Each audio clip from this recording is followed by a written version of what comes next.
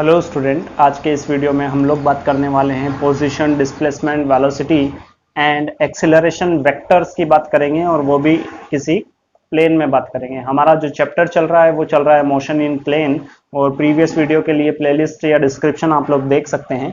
चलिए सबसे पहले हम लोग बात करते हैं पोजीशन वेक्टर की। और पोजीशन वेक्टर को हम लोग जो रिप्रेजेंट करते हैं वो आर के थ्रू रिप्रेजेंट करते हैं।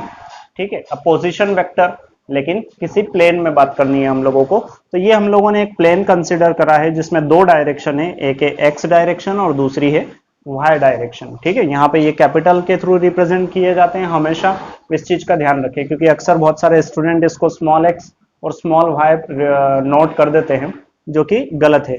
स्मॉल एक्स और स्मॉल वाई जो है यहाँ पे कोऑर्डिनेट्स आएंगे, जैसे सपोज यहाँ पे आया, एक यहाँ पे आया, यहाँ पे आया, तो ये सारे स्मॉल एक्स रहेंगे, लेकिन जो डायरेक्शन है वो हमेशा क्या होती है, कैपिटल होती है। यहाँ पे अगर देखें ये जो कोऑर्डिनेट्स इस टाइप से आते हैं उनको हम लोग कैपिटल वाई लेते हैं। तो अब हम लोगों को पोजीशन बतानी है, तो हमने अज्यूम किया कि यहाँ पे कहीं पे एक पार्टिकल है जिसको हमने डिनोट करा P से। इस P के मतलब इस पॉइंट के दो कोऑर्डिनेट्स होंगे, एक एक्स कोऑर्डिनेट होगा और दूसरा वाई कोऑर्डिनेट्स होगा। इस ओरिजिन से इसका पोजीशन वेक्टर जो है वो बनेगा वेक्टर आर। ठीक है, ये वेक्टर आर, और वेक्टर आर को हम लोग क्या लिख सकते हैं, ओ पी वेक्टर, मतलब ओरिजिन से स्टार्ट होके कहाँ पे एंड हो रहा है, पी पे एंड हो रहा है। लेकिन हम लोगों ने एक प्रीवियस वीडियो देखा था रिजोल्यूशन ऑफ वेक्टर। ये एक वेक्टर है और इसको हम लोग रिजोल्व कर सकते हैं दो वेक्टर में, मतलब एक हॉरिजॉन्टली और एक वर्टिकली। ठीक है, तो हम लोग यहाँ पे अगर इसको रिजोल्व करेंगे तो देखिए क्या करना पड़ेगा कि ये जो पॉइंट P है, इस पॉइंट P से एक परपेंडिकुलर हम लोग इस पे डालें, ड्रॉ करें। ये जो परपेंडिकुलर यहाँ पे कट कर रहा है एक्स एक्सिस को, इसको हम लोग डिनोट कर देते हैं पॉइंट A। एक परपेंडिकुलर, देखिए ये एक्स एक्सिस की बात है, तो यहाँ ओरिजिन से इस A तक की डिस्टेंस को हम लोग क्या बोल रहे हैं, x बोल रहे हैं। और जो x डायरेक्शन होती है उसके लिए एक यूनिट वेक्टर होता है, उस यूनिट वेक्टर को हम लोग डिनोट करते हैं I से और उसके ऊपर लगाते हैं कैरेट, कैप कह सकते हैं। ये हमेशा होता है यूनिट वेक्टर, चाहे कोई सा भी हो, उस पर आपको क्या प्लेस करना पड़ेगा, कैरेट। यहाँ पे अब इस पॉइंट P से एक परपेंडिकुलर डाले y एक्सिस पे, तो यहाँ पे एक पॉइंट मिलेगा हमको क्या, B, और इस पॉइंट पे यहाँ से यहाँ तक का जो कोऑर्डिनेट बन रहा है उसको हम लोग डिनोट करते हैं y, और y डायरेक्शन में जो यूनिट वेक्टर आता है वो आता है J, कैरेट। ठीक है, इस तरीके से हमको दो यूनिट वेक्टर, आप चाहें तो इसको n और m भी नेम डिनोट कर सकते हैं, अपनी बुक के अकॉर्डिंग आप लोग देख के डायग्राम इसको ड्रॉ कर लीजिएगा। तो देखिए अब जब OP को रिजॉल्व करते हैं, है ना, तो ये जो एक वेक्टर था ये कितने पार्ट में डिवाइड हो चुका है, दो पार्ट में। वो कौन से हो जाएंगे, ON vector plus OM vector. तो इस तरीके से जो हमको पोजीशन वेक्टर मिलेगा वो मिलेगा XION, मतलब यहां से लेके यहां तक के डिस्टेंस, उसको क्या बोला है, X और I, प्लस OM मतलब यहां से यहां तक के डिस्टेंस, जिसको हम लोग बोलते हैं Y, और साथ में आ जाएगा J। इस टाइप के आपने शायद कहीं पे मैथमेटिक्स में पढ़ा हो। जैसे मैं एक इक्वेशन लिख देता हूं यहाँ पे, पोजीशन दी हुई रहती है कभी पॉइंट की 3I प्लस 5J, ये पोजीशन वेक्टर दिया हुआ रहता है इस तरीके से, ये मैथमेटिकली दिया हुआ रहता है। अब इसको समझना है आपको कि ये एक्चुअली है क्या। तो देखिए इसके लिए एक ग्राफ प्लॉट करें, यहाँ पे 1 बोल दें, 2 3 सो ऑन, यहाँ पे भी 1 2 3 4 5 सो ऑन, ऊपर 6 भी होगा, यहाँ पे कहीं पे 4 भी होगा। अब इसके अकॉर्डिंग क्या आपको देखना है, I मतलब कौन से डायरेक्शन, x डायरेक्शन। तो x डायरेक्शन पे कितने कोऑर्डिनेट है, 3 है, पॉइंट 3, तो ये 1 हो गया, ये 2 हो गया, यहाँ पे आ गया 3, ये पॉइंट हो गया, लोकेट कर लिया। J मीन्स कौन से डायरेक्शन, हमेशा याद रखना y डायरेक्शन, और यहाँ पे पॉइंट क्या है 5, तो 5 तक जाएंगे हम लोग। ग्राफिकली अगर इसको रिप्रेजेंट करें तो ये यहाँ पे आएगा। अब आपको क्या करना है कि 3 से एक परपेंडिकुलर इस y एक्सिस के पैरेलल, और यहाँ से एक परपेंडिकुलर जो कि इस x एक्सिस के पैरेलल होगा, उसको ड्रॉ करना है। ये मैंने ड्रॉ किया इस तरीके से, और ये जहाँ पे पॉइंट ऑफ इंटरसेक्शन इसमें आ रहा है, ये पॉइंट ऑफ इंटरसेक्शन, इसी पॉइंट ऑफ इंटरसेक्शन को हम लोग कहेंगे P, मतलब पोजीशन ऑफ पार्टिकल। ये पोजीशन वेक्टर दिया हुआ है और इस केस में पोजीशन कहाँ होगी, यहाँ पे होगी। सपोज अगर इसको दिया होता इस तरीके से, ये 5 नहीं देते हुए यहाँ पे सपोज दिया होता 4, तो 4 कहाँ होता है यहाँ, तो यहाँ से हमको एक लाइन ड्रॉ करनी पड़ती, तो हमारा जो पार्टिकल था वो कहाँ पे आ जाता, यहाँ पे आ जाता। ठीक है, इसी तरीके से अगर ये 3 नहीं देते हुए यहाँ से क्या दिया हुआ होता 1, तो 1 के लिए यहाँ से हमको लाइन ड्रॉ करनी पड़ती परपेंडिकुलर इस तरीके से। तो ये जो पॉइंट होता है ये हमारा पोजीशन होती पार्टिकल की अकॉर्डिंग टू दिस इक्वेशन। तो ये था पोजीशन वेक्टर। और अगर इसका मैग्नीट्यूड हम लोग फाइंड करेंगे तो मैग्नीट्यूड इस तरीके से होगा, ये तो वेक्टर फॉर्म में हो गई पोजीशन, लेकिन मैग्नीट्यूड फॉर्म में क्या हो जाएगी, ये हो जाएगी √x² प्लस y²। ये था पोजीशन वेक्टर। अब बात करते हैं डिस्प्लेसमेंट वेक्टर की। बात करें डिस्प्लेसमेंट वेक्टर की, तो हमारे पास यहाँ पे कोई पार्टिकल है, उसकी पोजीशन p है, और ये यहाँ से मूव करता हुआ पार्टिकल सपोज यहाँ कहीं पे आ जाता है। इस पोजीशन को हम s के थ्रू रिप्रेजेंट करें, p या फिर कुछ और भी डिनोट कर सकते हैं। और इसका ओरिजिन मतलब इस पॉइंट O से जो पोजीशन वेक्टर है उसको हम लोग डिनोट कर देते हैं R2, और ये पहली पोजीशन है इसलिए इसको डिनोट कर दिया हमने R1। ठीक है, अब हम लोगों को देखना है डिस्प्लेसमेंट मतलब P से S तक की दूरी कितनी है या डिस्प्लेसमेंट कितना है। ठीक है, तो अभी अगर हम लोग देखें तो हमें डिस्प्लेसमेंट वेक्टर को डिनोट करना है वेक्टर S से, और ये कितना हो जाएगा वेक्टर PS।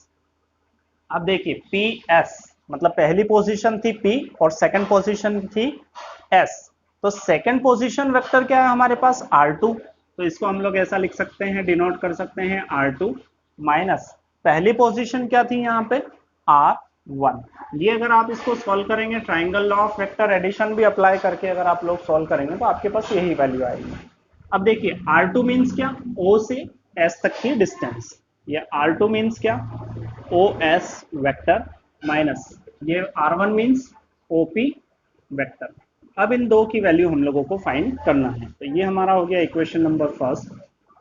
इसको हम लोग इस तरीके से लिख सकते हैं, फ्रॉम फिगर के अकॉर्डिंग हम लोग फाइंड करें वेक्टर OS, पोजीशन वेक्टर है ये, और पोजीशन वेक्टर अभी हम लोगों ने थोड़ी देर पहले देखा था, इसका हम लोगों को पोजीशन वेक्टर फाइंड करना है। तो यहाँ से एक परपेंडिकुलर डालें, इस एक्सिस पे आएगा, एक्स एक्सिस पे ये पॉइंट आएगा, और एक इधर आएगा यहाँ पे कहीं पे, ये y1 कोऑर्डिनेट हो जाएगा और ये x1 कोऑर्डिनेट हो जाएगा। तो इसकी पोजीशन क्या हो जाएगी i cap x plus j cap y, लेकिन यहाँ पे क्या आ जाएगा x2 और y2, क्योंकि ये सेकंड पोजीशन है।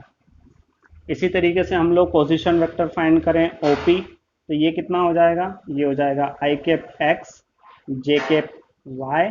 हमेशा पोजीशन तो यही रहेगी, यहाँ पे कोऑर्डिनेट की जो वैल्यू है वो चेंज हो जाएगी। जैसे ये फर्स्ट पोजीशन है तो ये हो जाएगा x1 और यहाँ पे आ जाएगा y1। इसके लिए हम लोगों को अगर कोऑर्डिनेट देखना है तो यहाँ से एक परपेंडिकुलर डाला, y डायरेक्शन है, तो ये हो जाएगा y1, सॉरी ये y1 नहीं रहेगा, ये y2 रहेगा, और ये भी y2, क्योंकि सेकेंड पोजिशन की बात हो रही है। ये फर्स्ट पोजिशन, तो यहाँ पे ये क्या हो जाएगा x1। अब ये हमारे पास इक्वेशन 2 हो चुकी है, ये इक्वेशन 3 हो चुकी है। तीनों को अगर हम लोग फ्रॉम इक्वेशन 1, 2 एंड 3 ये वैल्यू यहाँ पे, ये वैल्यू यहाँ पे प्लेस करें, तो हमारे पास जो पोजीशन वेक्टर बनेगा वो बनेगा, सॉरी डिस्प्लेसमेंट वेक्टर, वो बनेगा i cap x2 plus j cap y2, bracket में प्लेस कर देते हैं क्योंकि दो टर्म है यहाँ पे, और उसके बाद नेगेटिव साइन, और यहाँ पे OP मतलब ये वाला vector i cap x1 plus j cap y1। ठीक है, इस तरीके से यहाँ पे vector s is equal to, अब इसको सिंप्लीफाई करना है, तो देखिए यहाँ पे भी i और यहाँ पे भी i, तो इन दोनों में से i को अगर हम लोग कॉमन लें तो यहाँ पे बनेगा क्या x2 माइनस ये माइनस साइन और ये x1। फिर यहाँ पे देखें, यहाँ पे ये j है और यहाँ पे भी j है, तो इस टर्म में से और इस टर्म में से हमने कॉमन निकाला पॉजिटिव j, कॉमन निकाला तो ब्रैकेट लग जाएगा सबसे पहले, और ब्रैकेट लगेगा, यहाँ पे क्या बचेगा y2, फिर माइनस का ये वाला साइन इसमें मल्टीप्लाई होगा तो माइनस प्लस माइनस, और यहाँ पे बच जाएगा y1। इस तरीके से ये आ चुका है हमारे पास डिस्प्लेसमेंट वेक्टर। ठीक है, जिसमें यहाँ पे i कैप x डायरेक्शन को, j कैप y डायरेक्शन को रिप्रेजेंट करता है। एक डिस्टेंस फॉर्मूला आप लोगों ने देखा होगा, ये तो हमने डिस्प्लेसमेंट वेक्टर निकाला है।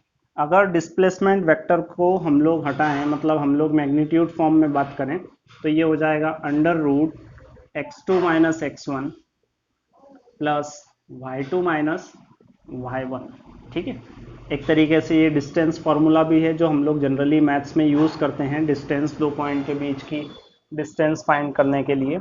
ये तब की बात है जब आपके पास पार्टिकल तो है, लेकिन वो पार्टिकल कहाँ पे है, एक सरफेस पे है, एक प्लेन में है।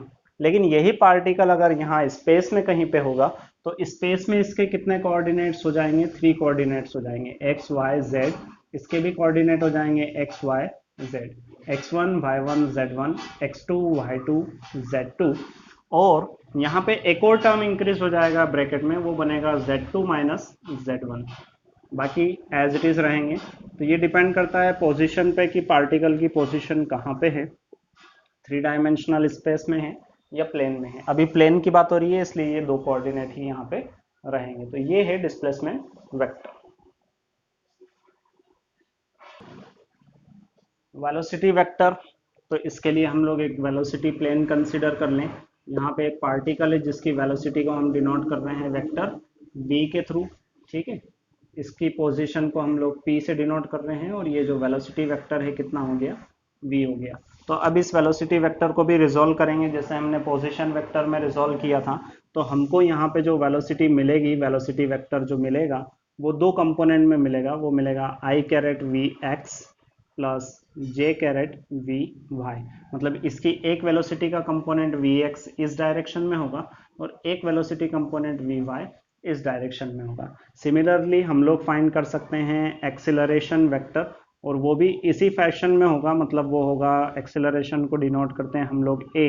यहाँ से इसको हम लोग भूल जाएं, वी की बजाय इसको क्या अज्यूम कर लें कि ये एक्सिलरेशन है। तो एक्सिलरेशन को भी जब रिजोल्व करेंगे दो कंपोनेंट में, तो एक आ जाएगा हमारे पास आई एक्स सब्सक्रिप्ट में, ये डिनोट करता है कि एक्स डायरेक्शन में एक्सेलरेशन है, और ये कंपोनेंट डिनोट करता है कि वाई डायरेक्शन में एक्सेलरेशन है। तो इस तरीके से ये आज हम लोगों ने पढ़ा है position, displacement, velocity and acceleration vector. अगर ये वीडियो आप लोगों के लिए यूज़फुल है तो यहाँ पे जो लाइक बटन है उस पर प्रेस कर सकते हैं आप लोग। यहाँ पे जो सब्सक्राइब बटन है, पहली बार अगर आप लोग वीडियो देख रहे हैं तो सब्सक्राइब कीजिए और बेल आइकन पर क्लिक कीजिए, ताकि अपडेट आप लोगों को रेगुलर मिलती रहे हमारे जो वीडियोस की हैं। और अधिक इन्फॉर्मेशन के लिए आप लोग इसका जो डिस्क्रिप्शन है वीडियो का वो देख सकते हैं। धन्यवाद।